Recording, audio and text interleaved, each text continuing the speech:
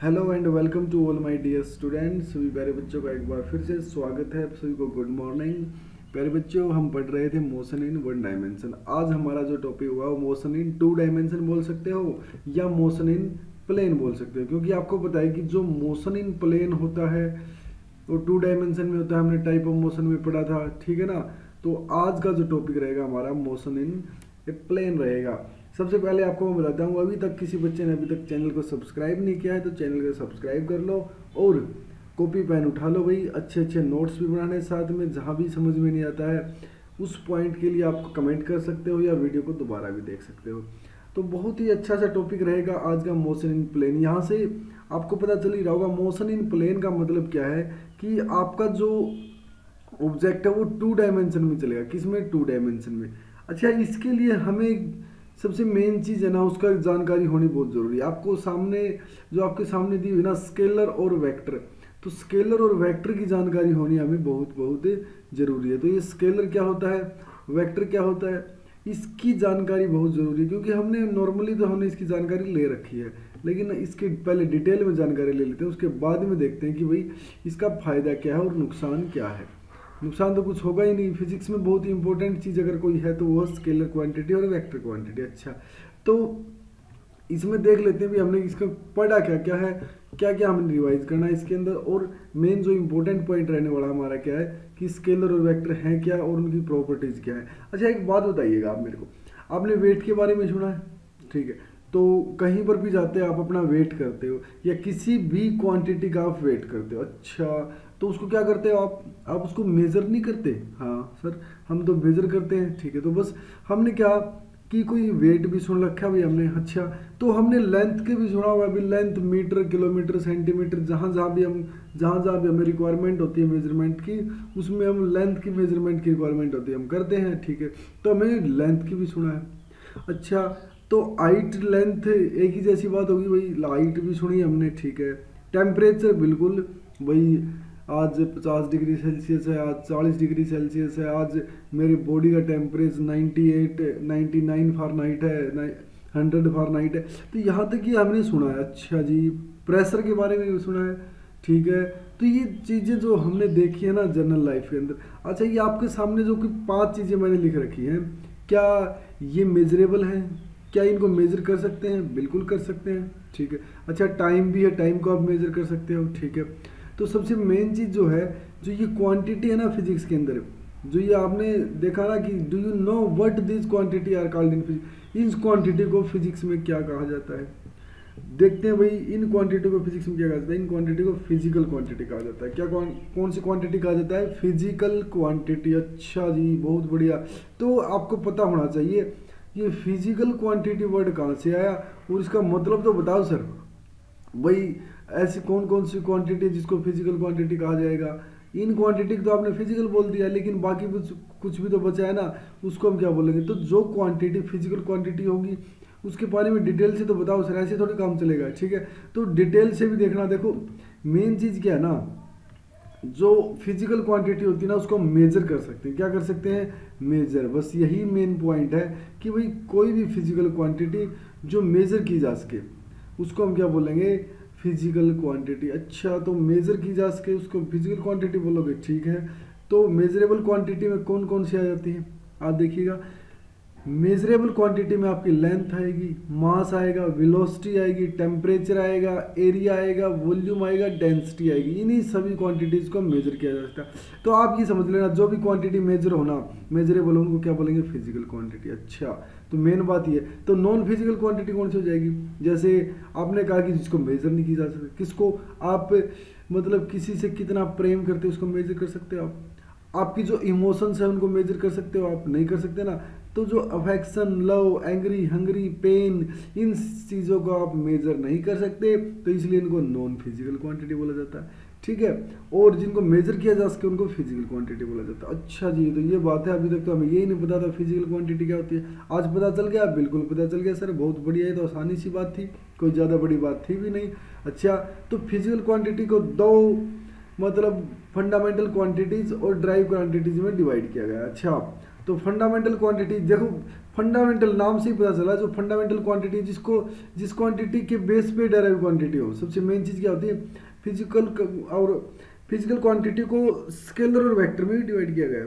Physical quantity को किस में, स्केलर और वेक्टर में भी डिवाइड किया गया है। अच्छा, तो मतलब यहाँ पर देखो, अगर फिजिकल क्वांटिटी का क्लासिफिकेशन देखें ना, तो फंडामेंटल और डिराइव्ड क्वांटिटी और स्केलर और वेक्टर क्वांटिटी में। तो स्केलर और वेक्टर तो हमें पढ़ना ही आज।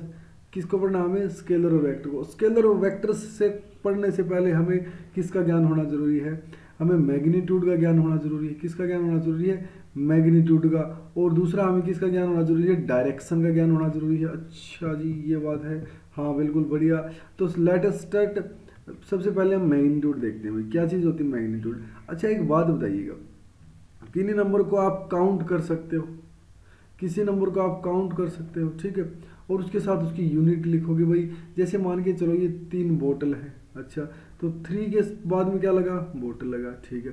तो इन टर्म ऑफ नंबर और उनकी स्पेसिफिक यूनिट भी होगी। जैसे अब कहा मैंने 10 तो है, अब जैसे कहा इन बोतल के अंदर 10 kg कुछ लिक्विड है, तो आप कहोगे 10 है, कितना लिक्विड है, kg है। अच्छा, 8 न्यूटन है। 10 क्या है यहाँ पर, एक नंबर है, और kg क्या है यहाँ पर, एक यूनिट है।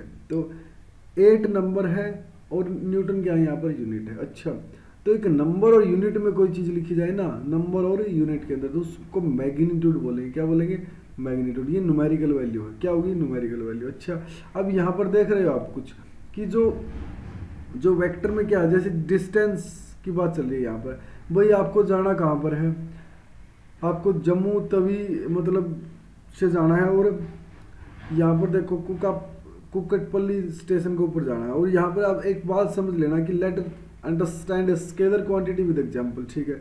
तो आप एक बात बताइएगा, देखो यहाँ पर साइबर टावर से होते हुए आप चले गए अच्छा, ये जम्मू तवी रेल होगा, और उसके बाद में यहाँ पर देखा था कुकटपल्ली है भाई, जो ये नाम जो भी है, ठीक है। इसको आप यहाँ से देखते हैं तो यहाँ देखें 10 किलोमीटर पड़ता है, कितना, 10 किलोमीटर। अच्छा जी, 10 किलोमीटर पड़ता है। हाँ, तो इसका मतलब ये हुआ कि आप कितनी डिस्टेंस गए, आप 10 किलोमीटर गए। तो ये क्या है, आपकी मैग्नीट्यूड। क्या ये आपकी, ये मैग्नीट्यूड सॉरी ये आपकी मैग्नीट्यूड है। अच्छा, तो यहाँ पर ये मैग्नीट्यूड हो जाएगा 10, और किलोमीटर क्या हो जाएगा, आपका यूनिट हो जाएगा। तो मैग्नीट्यूड क्या हो जाएगी, आपको नंबर और यूनिट में चीज़ों को लिखने के लिए। तो physical quantity which are completely specified by magnitude and a unit is called scalar quantity, जो completely but did not speak about the direction, ये डायरेक्शन के बारे में आपको नहीं बताता भाई, ठीक है।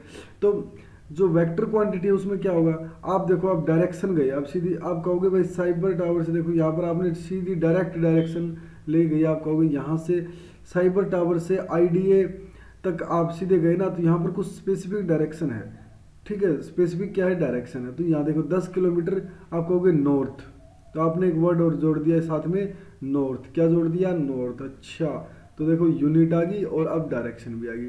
तो जिस फिजिकल क्वांटिटी के अंदर क्या हो, डायरेक्शन भी साथ साथ में मेंशन की जाए, magnitude as well as direction भी स्पेसिफाइड हो। देखो, physical quantity which are completely specified by the magnitude, unit and direction are called vector quantity, उनको वेक्टर क्वांटिटी बोलेंगे। तो ब्लू एरो है ना आपकी, देखो ये डायरेक्शन को शो करता है। ये साइन क्या है, डायरेक्शन का सिंबल है भाई, किसका सिंबल है, ये डायरेक्शन का सिंबल है। और red arrow indicate the distance, ये किसका सिंबल है, देखो यहाँ पर घूम के आता है ये, इसमें देखो कोई स्पेसिफिक डायरेक्शन है ही नहीं रेड एरो में। एक बार आप इस साइड में चले गए, एक बार आप इस साइड में चले गए, तो वहाँ पर स्पेसिफिक डायरेक्शन नहीं है। लेकिन यहाँ देखोगे तो आप स्पेसिफिक डायरेक्शन है। तो स्केलर क्वांटिटी कौन सी क्वांटिटी होगी, जिसमें केवल और केवल मैग्नीट्यूड हो, केवल और केवल क्या हो, मैग्नीट्यूड हो, जिसके पास डायरेक्शन नहीं हो। अच्छा जी, तो ये हो जाएगा। तो मैग्नीट्यूड अलोन इज सफिशिएंट, देखो यहाँ पर केवल और केवल मैग्नीट्यूड ही सफिशिएंट है, और उसके साथ साथ बस उसमें काम चल जाएगा, तो वो हो जाएगी स्केलर क्वांटिटी, ठीक है। तो स्केलर क्वांटिटी में आप देखता हूँ, जैसे लेंथ है, आपने इतने मीटर लेंथ को माप लिया, दैट इज क्या हो जाएगी, स्केलर क्वांटिटी। अच्छा, कुछ और चीज़ें देखते हैं, वॉल्यूम भी एक स्केलर क्वांटिटी है, टाइम भी एक स्केलर क्वांटिटी है, ठीक है, और मास भी एक स्केलर क्वांटिटी। ये वर्ड है जो आपके सामने, ये स्केलर क्वांटिटी। अब वेक्टर की बात करते हैं भाई, जैसे मैग्नीट्यूड और स्पेसिफिक डायरेक्शन की अगर बात करें, तो इस सिचुएशन के अंदर मैग्नीट्यूड और डायरेक्शन बहुत रिक्वायर्ड रहेंगे।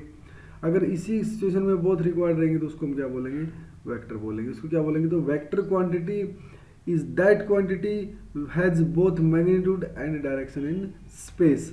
तो उस क्वांटिटी के पास डायरेक्शन और मैग्नीट्यूड दोनों मिलेंगे, उसको वेक्टर क्वांटिटी बोलेंगे। ठीक है, तो ये मतलब इंट्रोडक्शन था भाई आपके सामने। अब आपको पता होना चाहिए कौन सी वेक्टर क्वांटिटी है। ठीक है, जैसे वेलोसिटी है, हमने पढ़ के आया, हमने मोशन इन वन डायमेंशन में हमने पढ़ी थी, वेलोसिटी की डायरेक्शन होती है भाई। ठीक है, फोर्स की डायरेक्शन होती है, डिस्प्लेसमेंट की भी डायरेक्शन होती है। ठीक है, और उसके बाद किसकी डायरेक्शन होती है भाई, टॉर्क की डायरेक्शन होती है, क्योंकि परपेंडिकुलर डिस्टेंस और फोर्स इंटू परपेंडिकुलर डिस्टेंस क्या होती है भाई, टॉर्क होता है आपका। ठीक है, तो यहाँ पर देखा कि हमने जो वेक्टर था ये देखा कि क्या क्या मतलब इसमें वेक्टर के अंदर रिक्वायरमेंट है। मैग्नीट्यूड चाहिएगा हमें, क्या चाहिएगा, मैग्नीट्यूड स्केलर क्वांटिटी में। स्केलर क्वांटिटी में मैग्नीट्यूड और वेक्टर क्वांटिटी में क्या चाहिएगा आपको, मैग्नीट्यूड और डायरेक्शन दोनों चाहिएगा। तो ये देखो यहाँ पर ये बहुत ही इंपॉर्टेंट पॉइंट है आपका कि स्केलर क्वांटिटी में केवल और केवल मैग्नीट्यूड जाने वाला है, यहाँ देखिएगा। और वेक्टर क्वांटिटी की बात करूंगा तो मैं मैग्नीट्यूड और डायरेक्शन दोनों आपको मस्ट रिक्वायरमेंट है। ठीक है, तो ये पॉइंट आपका बहुत ही ईजी सा होगा, क्योंकि आपको क्लियरली पता चल जाएगा अब तो डायरेक्शन क्या है, डायरेक्शन से कैसे वो होगा। ठीक है, तो ये पॉइंट था, बहुत ही अच्छा सा आसान सा पॉइंट था। ठीक है, तो अभी जो मतलब अगले जो लेक्चर में है ना, अगले लेक्चर में हम देखेंगे रिप्रेजेंट कैसे करेंगे वेक्टर को, क्योंकि अभी आज हमने क्या देखा, इंट्रोडक्शन देख लिया।